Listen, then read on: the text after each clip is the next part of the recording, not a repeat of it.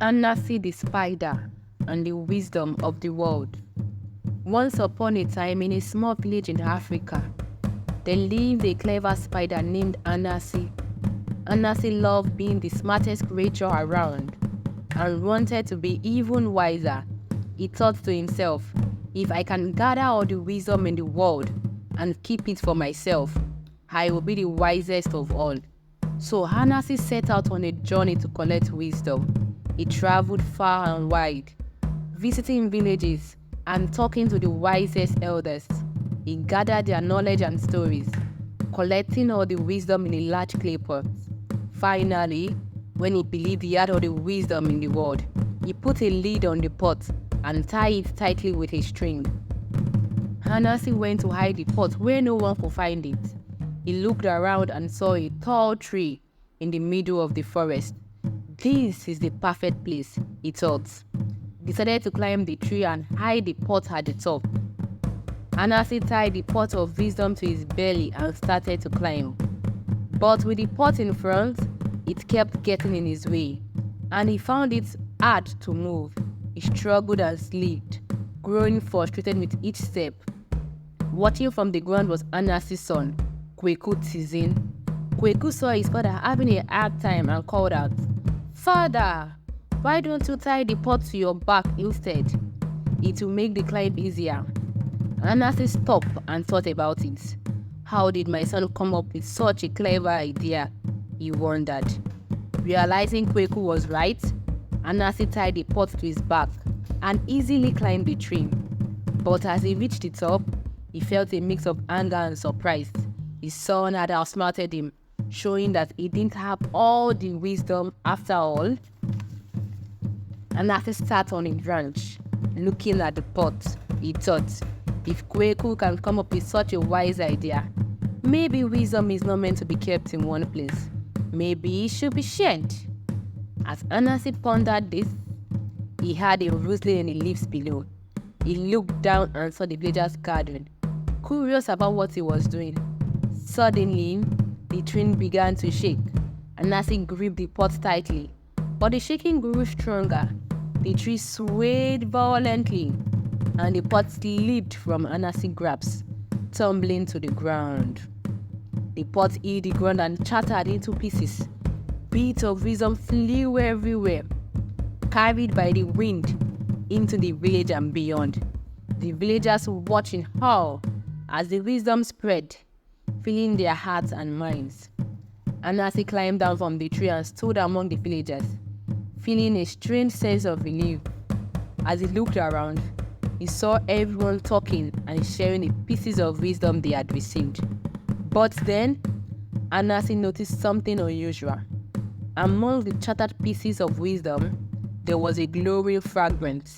It shone brighter than the rest, drawing everyone's attention.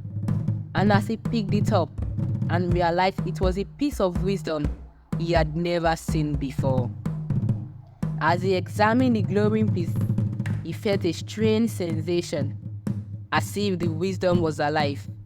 Anansi decided to keep this piece for himself, thinking it might hold a great secret, even greater than all the wisdom he had collected. But little did he know, this piece of wisdom would lead him on a new adventure, filled with unexpected challenges and lessons that would change his life forever. Anansi held the glowing fragment of wisdom tightly, feeling its warmth seep into his body. The villagers gathered around him, curious about the mysterious piece. Anansi, ever the trick, quickly hid the fragment in his web pouch and smiled at the crowd. "Don't worry, my friends," Anansi said. "The wisdom is now where it belongs. With all of you, use it well and share it wisely." The villagers cheered, and Anansi slipped away into the forest, eager to discover the secret of the glowing fragments. As he walked deeper into the woods, the glow grew stronger, lightening his path. Anansi felt a strange pull, as if the fragment was guiding him somewhere. After a while, he arrived at a hidden clearing. In the center stood an ancient gland tree with a door caved into its trunk. Anansi had never seen this tree before, despite his many travels. He cautiously approached the door and pushed it open. Inside, he found a winding staircase leading down into darkness. With a deep breath, Anansi descended the stairs, the glowing fragment lightening his way. The air grew cooler and the walls damp. He soon found himself in a vast underground cavern filled with strange, glowing plants and crystals. In the center of the cavern was a stone pedestal, and on it lay a book found in shimmering golden leather. Anansi approached the book, his heart pounding with excitement. The glowing fragment floated out of his pouch and hovered above the book, illuminating its title, The Lost Wisdom of the Ancients. As he reached out to touch the book, a booming voice echoed through the cavern. Who dares to seek the lost wisdom? Anansi spun around to see a towering figure, cloaked in shadow, emerging from the darkness. It had glowing eyes and a presence that made the ground tremble. I am Anansi, he declared, trying to sound brave. I seek the wisdom to share with the world. The figure laughed, a deep rumbling sound. Wisdom is not something to be taken lightly, trickster. To claim it, you must pass 3 trials. Fail, and the wisdom will be lost forever. Anansi, always up for a challenge, nodded.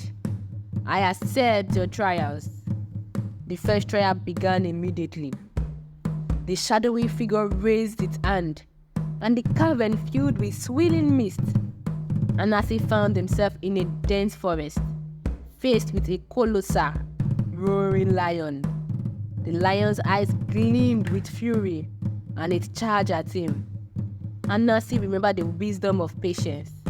Instead of running, he stood still and waited. As the lion approached, Anansi whispered soothing words, calming the beast. The lion stopped, sniffed Anansi, and then bowed his head in respect before vanishing into the mist. The shadowy figure voice boomed again. You have passed the first trial. Now for the second. Anansi was transported to a raging river with a narrow, slippery bridge. On the other side lay a golden key, shining brightly. Anansi knew he had to cross, but the bridge looked perilous.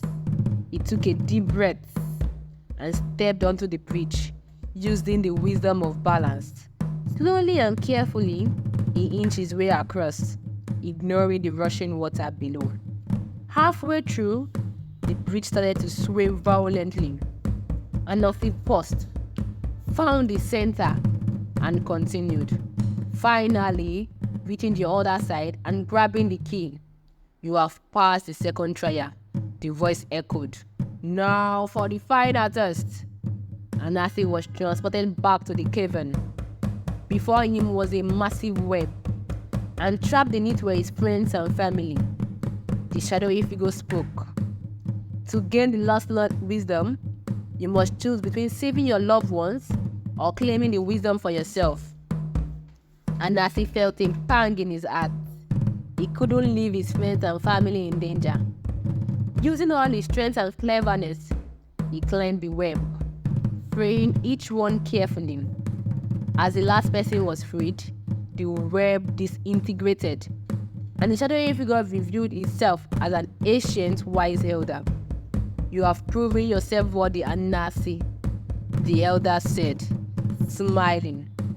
True wisdom lies not in knowledge, but in love and selflessness. The glorious fragment merged with the golden book, and the wisdom of the ancients flowed into Anansi. The cavern lit up with a warm, golden light, and Anansi felt a profound understanding of the world and its people. But just as he was about to share the newfound wisdom with his village, The elder stopped him. "Beware, Anansi," he warned. "With great wisdom comes great responsibilities. They are those who will seek to misuse it. Your journey is not over. Protect this wisdom and only share it with those who are worthy." Anansi nodded, realizing that his adventure had just begun. He returned to the village, determined to use his wisdom for good, always mindful of the trials he had faced and the lessons he had learned. And so, with the lost wisdom of the ancient, Anansi embarked on a new journey, one filled with challenges, discoveries, and the promise of a brighter future for all. Anansi returned to his village, his heart filled with the profound wisdom he had gained.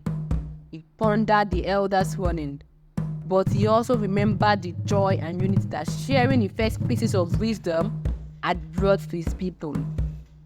As he walked through the village, he saw the faces of his friends and family, hopeful and trusting.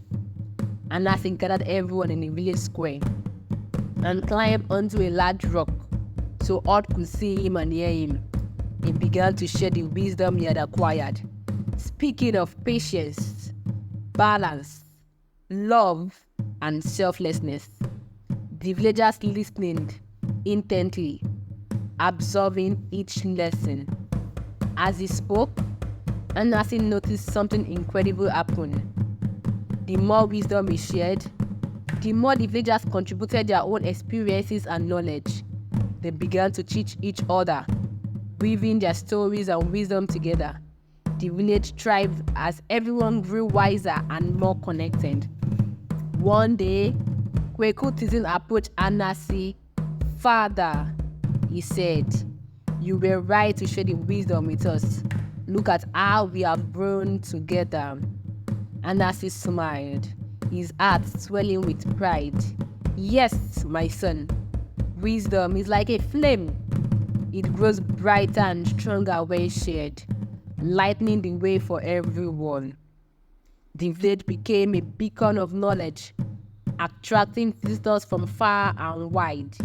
People came to learn and to share their own wisdom, creating a vast knowledge of understanding and unity.